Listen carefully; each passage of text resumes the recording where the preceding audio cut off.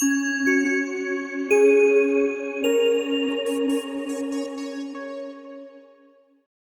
everyone, welcome to Inspiration IAS Daily News Analysis. Today is 22nd July 2021 and we are going to discuss the important news articles of Hindu, Indian Express, PIB and Assam Tribune.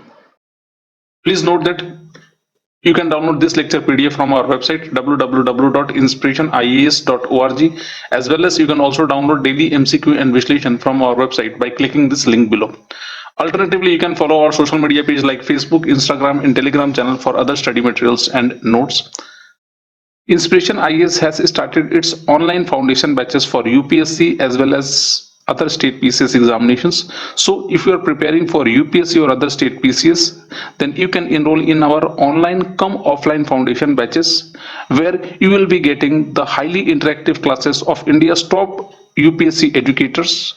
And this program has a unique features in which you have options to shift it from the online to offline format. So whenever the situations permits, you can even shift your online classes to the offline batches. For more information, you can call in this given number, or you can also register in our website. Inspiration IAS has started its online mock test series for UPSC and other state PCS examinations. So if you are preparing for this year prelims examinations 2021, then you can enroll in our mock test series. This mock test series will be available both in online as well as offline format. So for more information, you can call in this given number, or even you can register in our website www.inspirationias.org. So let's start our today's daily news analysis. तो आज का हमारा पहला news है director of inquiry for Lokpal से related. Recently एक RTI का reply आया था जिसमें कहा यह गया है कि centre is yet to appoint a director of inquiry more than 2 years after the Lokpal came into being. देखिए अभी तक लगभग 2 साल हो चुके हैं लोकपाल के अपॉइंटमेंट के बाद, और अभी तक हमारे जो नए जो डायरेक्टर होंगे, डायरेक्टर ऑफ इंक्वायरी, वो अभी तक अपॉइंट नहीं हुए हैं लोकपाल के लिए। सो ये थोड़ा सा अजीब है, but director of inquiry appoint होना जरूरी है, तभी लोकपाल अपना फंक्शन कर पाएगा सही तरीके से। अगर डायरेक्टर ऑफ इंक्वायरी के बारे में समझा जाए तो इसमें लोकायुक्त एक्ट 2013 में एक प्रोविजंस है कि there shall be a director of inquiry not below the rank of joint secretary to the central government. तो सेंट्रल गवर्नमेंट के लेवल का जो जॉइंट सेक्रेटरी होता है वो एक डायरेक्टर ऑफ इंक्वायरी होगा। And as per the provisions contained under Section 20, Clause 1, Section B, Subclause B of the Lokpal and Lokayukt Act 2013, complaints in respect of public servants are referred by the Lokpal to the Central Vigilance Commission for a preliminary inquiry. तो आमतौर पर देखा जाए तो ये centre अगर कोई complain किसी पब्लिक सर्वेंट्स के खिलाफ अगर जाता है तो ये सीवीसी उसको इंक्वायर करेगा और उसको देखेगा कि क्या मसले हैं और जो कंप्लेन किया गया वो वाकई जेन्युइन है या नहीं।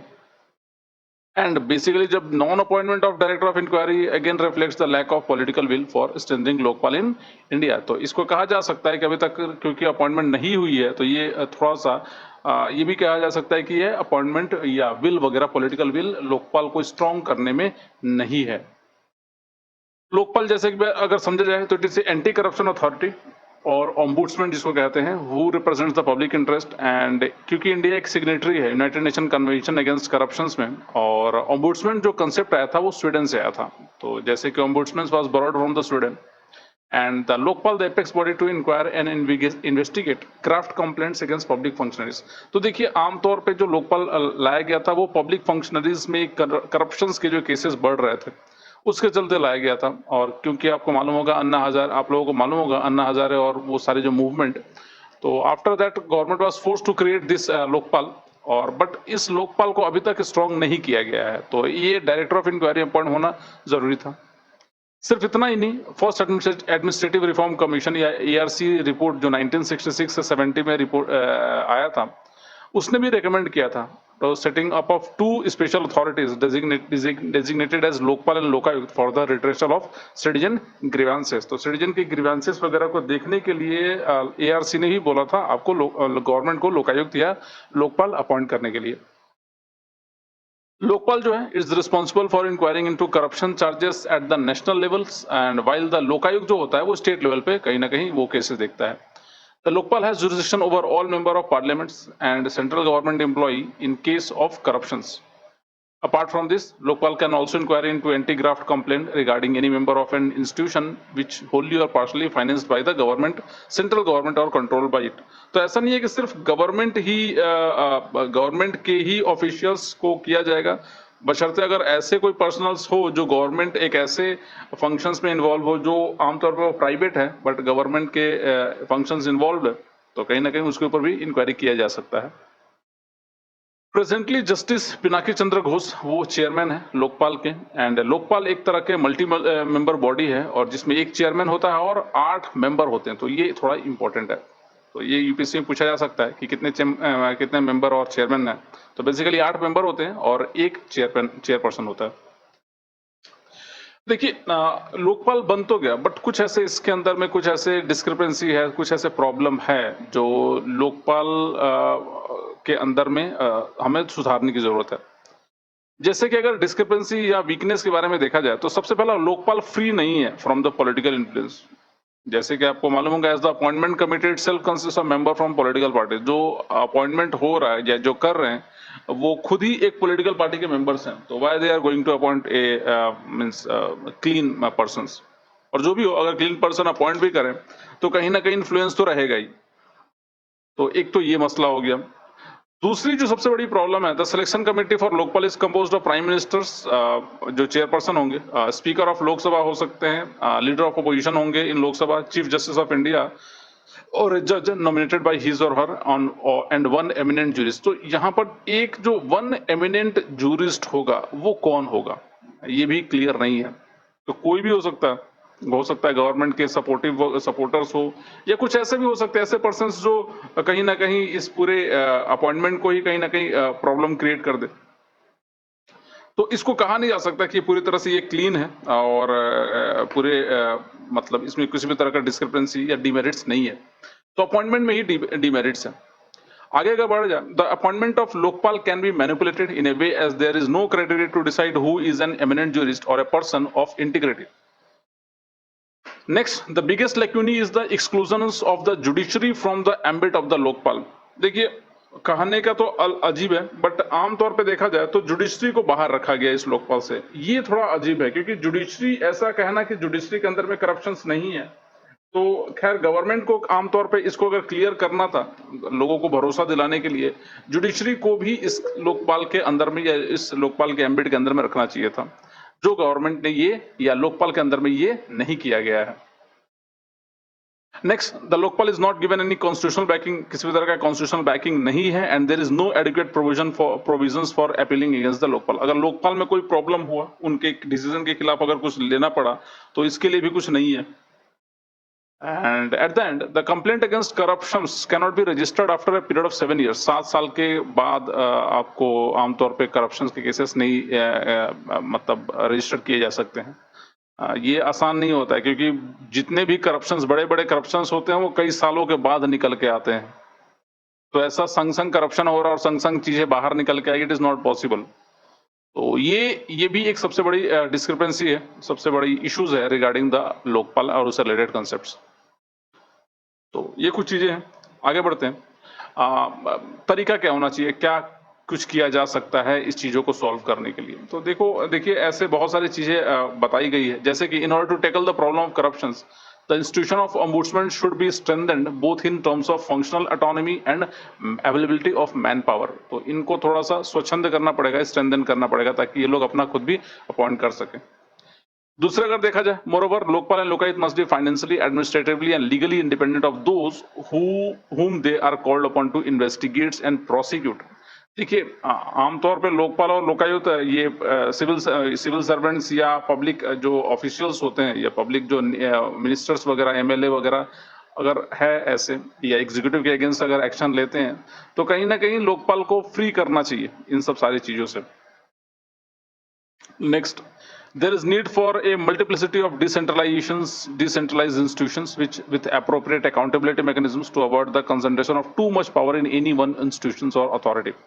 देखिए कभी कभी क्या हो जाता है कि अगर किसी अथॉरिटी या इंस्टीट्यूशंस को बहुत ज्यादा आप पावर या रिस्पॉन्सिबिलिटी दे देते हैं तो कभी कभी क्या होता है कि वो अकाउंटेबल नहीं हो जाता हर एक्शन के प्रति। तो ये भी एक बहुत बड़ा इश्यूज है कि rather giving most of the things or most of the power to one particular organizations or one particular institutions, then we can provide different institutions or organizations जो decentralized हो, on each and every organ, each and every institution should be responsible for whatever the work has given to them. Means यहाँ पर accountability को ensure किया जा सकता है। जैसे एक सिंपल सा एग्जांपल ले लीजिए, आज कोई जो डीसी होता है या डीएम जो होते हैं, उनके पास अनलिमिटेड अमाउंट ऑफ पावर होते हैं, हर एक एरिया में उनको पावर दिया गया है, जिसके चलते एक डीएम और डीसी कभी-कभी क्या होता है, अकाउंटेबल नहीं होता है और सारे कामों को सही से नहीं कर सकता है। तो ये भी थोड़ा अजीब है। हालांकि एडमिनिस्ट्रेटिव रिफॉर्म कमीशन ने इसके बारे में भी रिकमेंडेशंस दिया है, बट अभी तक इसमें किसी भी तरह के चेंजेस नहीं आए हैं। और इसका सबसे अच्छा तरीका यही है कि डिसेंट्रलाइज करना पड़ेगा। किसी भी एक पर्टिकुलर अथॉरिटी के पास इतना पावर देना भी कभी-कभी खराब होता है, एंड ये फंक्शंस या अकाउंटेबल नहीं हो जाता वो पर्सन्स या वो इंस्टीट्यूशंस।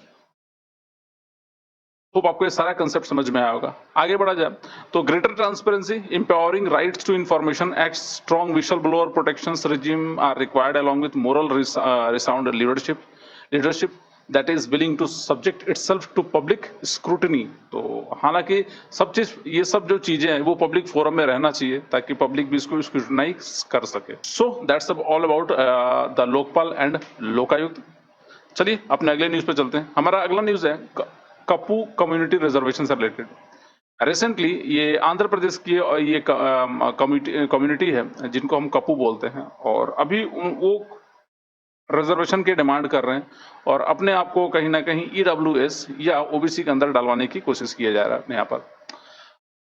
थोड़ा अगर समझा जाए कपू कम्युनिटी के बारे में, तो एक न्यूज ये है कि recently the Andhra Pradesh government has announced 10% reservation for the Kapu community and other economically weaker section for appointment in the initial post and services in the state government. Andhra Pradesh government ने अलाउ कर दिया है 10%, बट ये जो कोटा दिया गया है ईडब्ल्यूएस के थ्रू दिया गया है, means economically weaker section of the societies. दूसरा, ये जो रिजर्वेशन आमतौर पे 103rd अमेंडमेंट हुआ था 2019, जिसमें इकोनॉमिकली वीकर सेक्शंस को भी ये प्रोवाइड किया जा रहा है रिजर्वेशन 10% के करीब।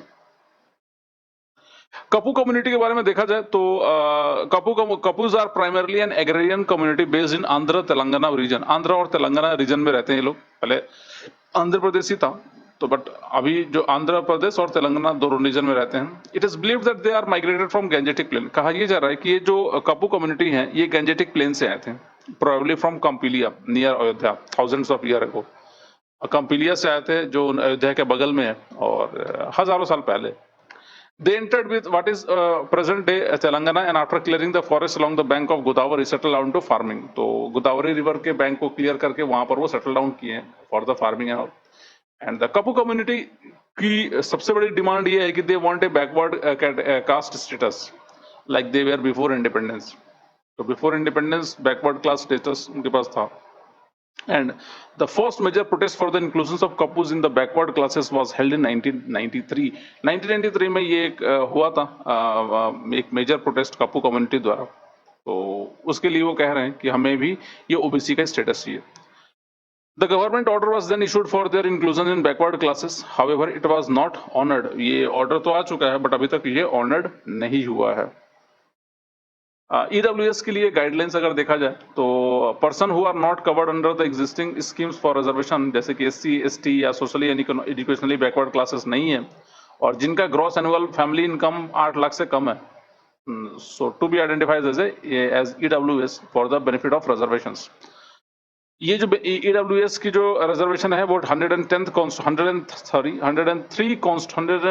कॉन्स्टिट्यूशनल अमेंडमेंट एक्ट के थ्रू आया था, and it introduce almost a 10% quota in jobs and admissions in educational institutes for the economically weaker section by amending article 15 and 16। 15 और 16 को थोड़ा अमेंड करके उनको 10% का रिजर्वेशन दिया गया। तो ये it is through the EWS reservations. Hope आपको ये समझ में आया। चलिए आगे बढ़ते हैं। हमारा अगला न्यूज है India's inequality report 2021 by Oxfam. Oxfam ने इंडियाज इनइक्वालिटी रिपोर्ट पब्लिश किया है, और ये जो रिपोर्ट है उसका जो हेडलाइन है basically India's unequal health care services या हेल्थ केयर स्टोरी जो उन्होंने नाम दिया है। अगर देखा जाए तो release by Oxfam, it shows that socio economic inequalities seeps into the health sectors and disproportionately affect health outcome for of marginalized community due to the absence of universal health coverage.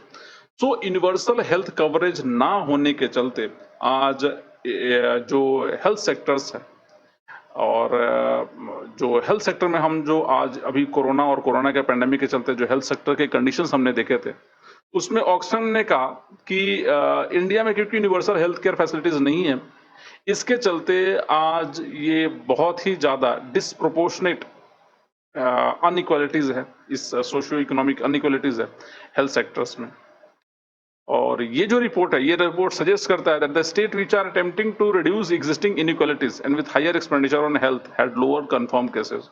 तो ऐसे state जो higher मतलब expenditure कर रहे थे health के ऊपर में, और ऐसे ऐसे जो स्कीम्स जो इनइक्वालिटीज को कम करने की बात कर रही थी, उसके चलते वहां पर कम कंफर्म केसेस आए हैं कोरोना के चलते। तो काफी अच्छा रिपोर्ट है।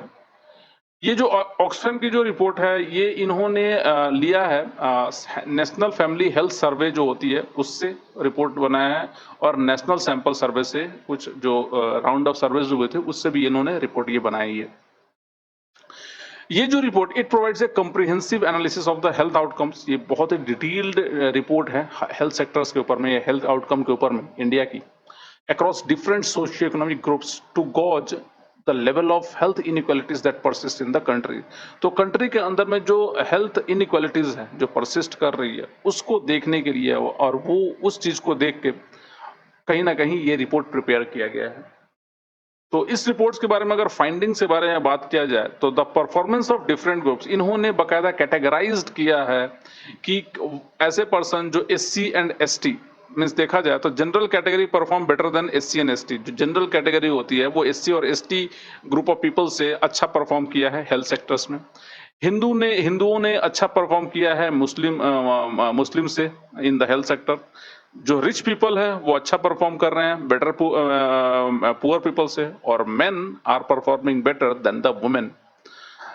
Next, at the end, the urban population is better off than the rural population on various health indicators। बहुत सारे हेल्थ इंडिकेटर्स में ये जो ग्रुप्स हैं ये कहीं ना कहीं अच्छा परफॉर्म किए, जैसे कि जनरल परफॉर्म अच्छा किया है एससी एसटी से, हिंदू परफॉर्म अच्छा किया है मुस्लिमों से, rich persons perform better than the poor, गरीबों से ज्यादा अच्छा परफॉर्म किया rich persons, and main perform better than of women. तो विमेन से मेन अच्छा परफॉर्म किए हेल्थ सेक्टर में। And at the end, rural peoples means urban peoples perform better than rural peoples। दूसरा परफॉर्मेंस ऑफ स्टेट वाइज अगर देखा जाए, the states that have for the past few years been reducing inequalities, जो state जो inequalities को reduce करने की बात या ऐसे स्कीम चलाए थे, वहां पर लेस कंफर्म केसेस आए हैं कोरोना के, जैसे कि Telangana, Himachal Pradesh and Rajasthan. Next, on the other hand, states that have higher GDP expenditure on the health such as Assam, Bihar and Goa have higher recovery rates of COVID cases। ठीक है। Next, Kerala invested in infrastructure to create a multi-layered health system designed to provide first contact access for basic services at community level and expanded primary healthcare coverage to achieve access to a range of preventive and curative services।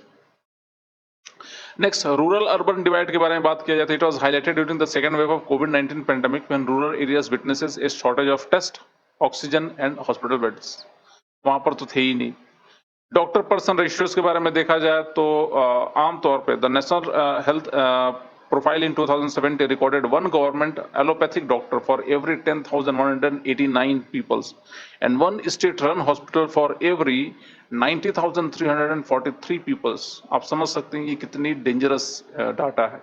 मतलब एक doctor के पीछे आपके अगर government hospital में देख लिया जाए नेशनल हेल्थ प्रोफाइल में, तो एक एलोपैथिक डॉक्टर लगभग 10,189 पीपल्स को देख रहा था, और जबकि स्टेट रन जो हॉस्पिटल्स हो रहे हैं जहां पर अगर थोड़ा सा अच्छा देख लिया जाए तो वहां पर 90,000 से ज्यादा लोगों के ऊपर में एक डॉक्टर था। तो that is very dangerous case.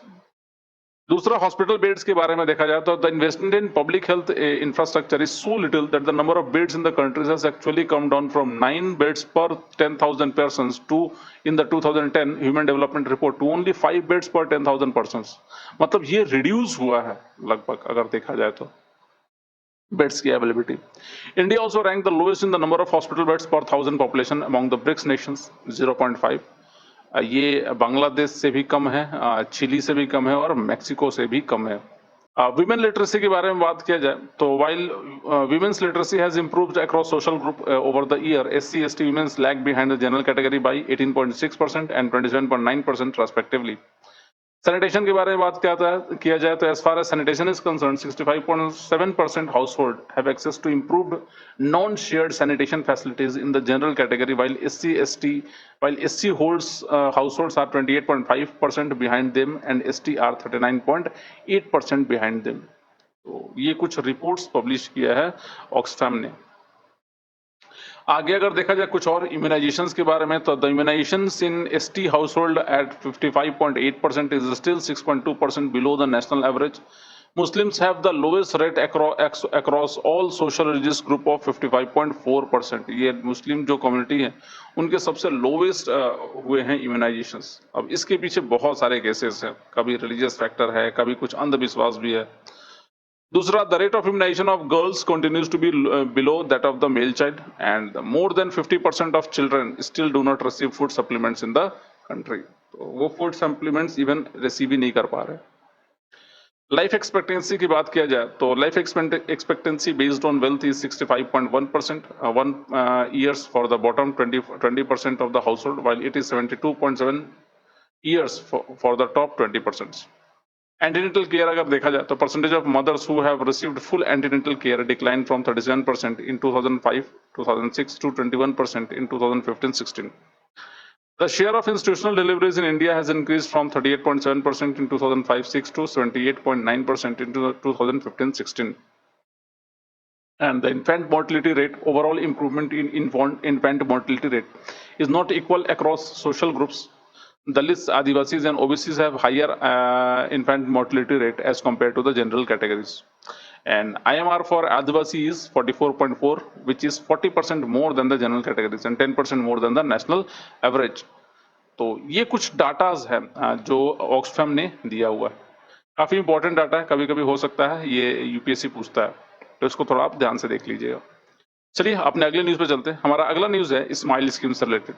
Recently ministry of social justice and empowerment has formulated A scheme जिसको हम स्माइल कह रहे हैं, support for marginalised individual for livelihood and enterprise. It includes a sub-scheme, central sector scheme for comprehensive rehabilitations of persons engaged in begging। तो ऐसे persons जो begging में involve है उनके लिए rehabilitations का प्रोग्राम चल रहा है इस स्माइल स्कीम के तहत। ये जो स्कीम है it is a new scheme after the merger of existing scheme for beggars and transgenders. तो बेगर्स और ट्रांसजेंडर के लिए जो भी स्कीम्स अलाउ अभी बने हुए हैं उन सबको मर्ज कर दिया गया है। And scheme provides for the use of existing shelter homes available with the state UT governments and urban local bodies for rehabilitation of person engage in the act of begging. तो जो बेगिंग में involve है उनके लिए rehabilitation किया जा रहा है। Case of non-ability of existing shelters home, new dedicated shelter homes are to be set up by the implementing agencies।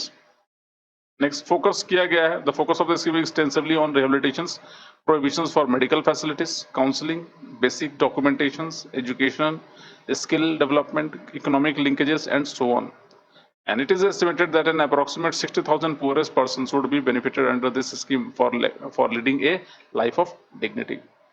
तो बेगर्स के लिए भी गवर्नमेंट ने बहुत अच्छा स्कीम निकाला है और इसके चलते होगा क्या कि उनकी लाइफ कुछ हद तक सही हो पाएगी। Implementation, it will be implemented with the support of state and UT governments, local urban bodies, voluntary organisations, community based organisations, institutions and others. Scheme for comprehensive rehabilitations of beggars, it will be comprehensive scheme for person engaged in act of begging। The scheme has implemented in the selected cities on pilot basis having large concentration of beggar community। जहाँ पर beggar community ज़्यादा है उनके लिए होगा ये। And during the year 2019-20, this ministry has released an amount of rupees 1 crore for National Institute of Social Defense and rupees 20 lakh to national backward classes finance and development corporations for skill development programs for beggars। India में अगर beggar का status देखा जाता है according to census 2011, total number of beggars in India is 4,04,13,617, जिसमें से 2,21,673 males हैं and 1,91,977 97 females है and the number has increase from the last census. तो लास्ट सेंसस से नंबर इंक्रीज हो चुका है। वेस्ट बंगाल टॉप करता है chart, followed by Uttar Pradesh and Bihar at number 2 and 3rd respectively. West Bengal सबसे ज्यादा है।